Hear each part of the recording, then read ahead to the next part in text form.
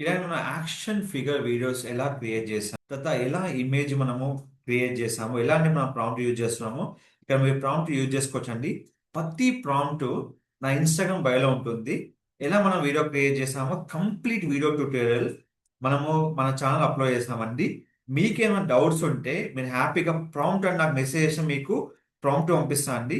మీకు ఇలాంటి viral action figure image create చేయాలన్నా, క్రికెటర్స్ కానీ ఏదైనా మీకు కావాలి, నాకు జస్ట్ నాకు మెసేజ్ ప్రాంప్ట్ అని మెసేజ్ చేయండి, మీకు పంపిస్తాను.